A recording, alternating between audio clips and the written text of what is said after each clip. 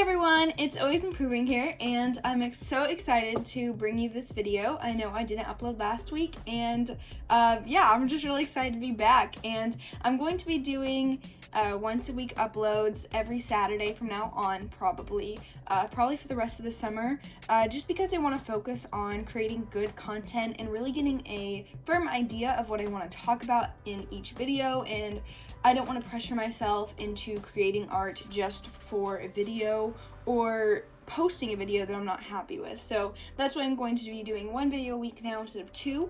But because I didn't post last week, I am super excited to be back into the video making process and sharing with you some of the arts that I have done. So today's video is a self-portrait, and I was really excited to do this because I spent a long time unsure of what to paint, and I feel like self-portraits are a really fun way to be able to make a reference that you really can control every aspect of, and it kind of helps that you sometimes, like, you know your face and you know what looks like you in most cases. For this one in particular, I did a couple of color studies beforehand where I painted myself based on my references in a smaller fashion. I might show a few of them on the screen right now, but this was just for me to make sure that I was using my palette to its fullest abilities, because I think this is the first time I'm actually using this new palette that I showed in my art haul video, on a video at least. I have used it a lot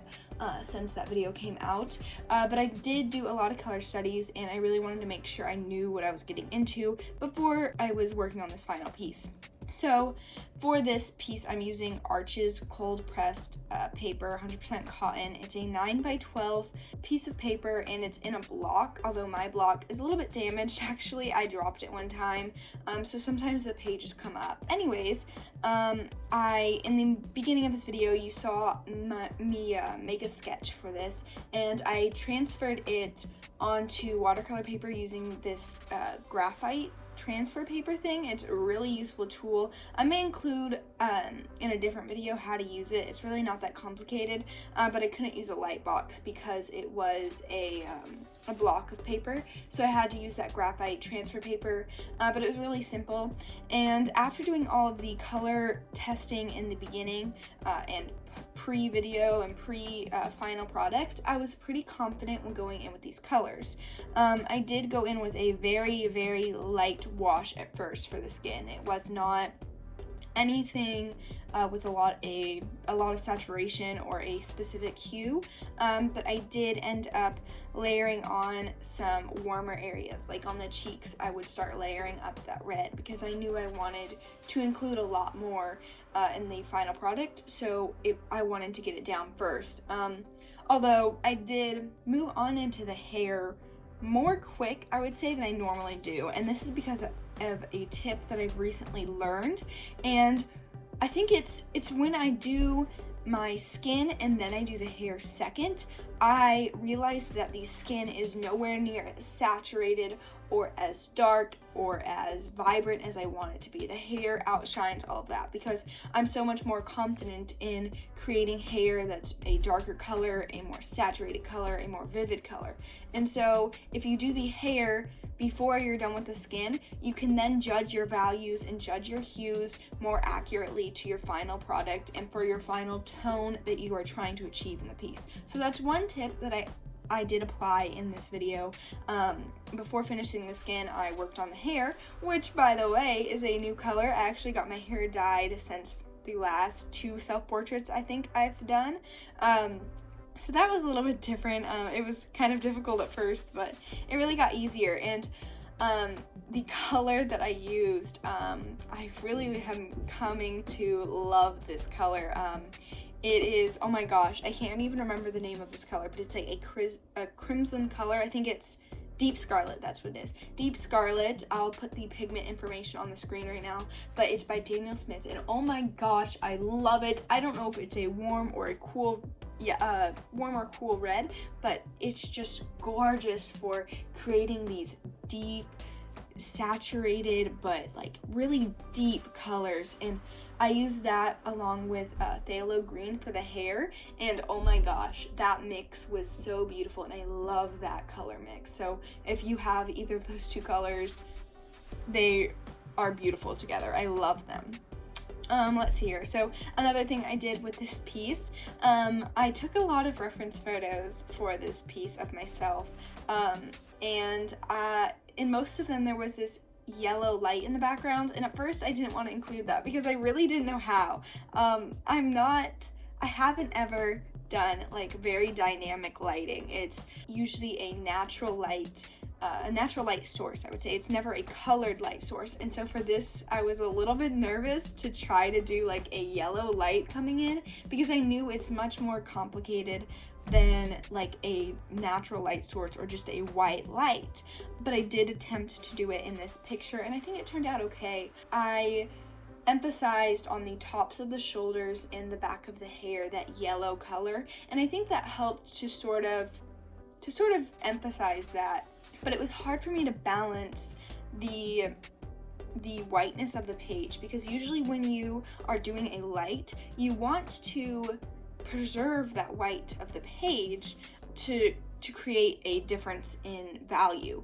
But with the yellow light, you want to shift the white towards yellow. And so I wasn't sure how to balance that out. So yeah, but I ended up doing it pretty okay.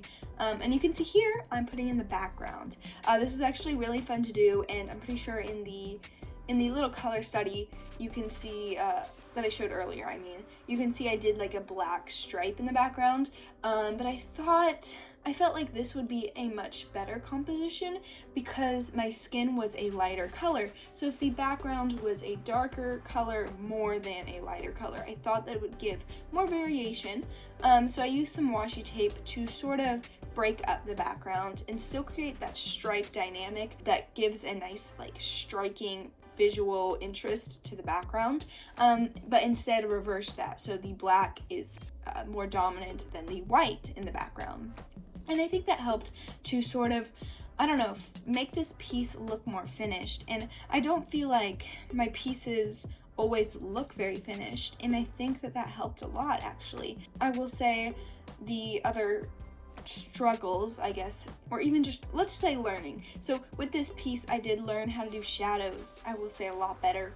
I built up a lot more color than I normally do. I started with lighter values and I worked towards dark, which I know, that's how watercolor artists always say you're supposed to do it, and it's not the only way to paint, but I haven't been following that in the past, and I think for this image I really did, and it showed in the end. My shadows are not just like desaturated colors, they are more built up and still have saturation and vibrancy. They are just darker and they have a lower value, and I think that balance is only achieved by building up in layers, and that was a really fun way for me to, a really fun thing I learned in this piece, I will say. It's a lot different, and it was one of the best experiences I've had with layering and building up shadow. And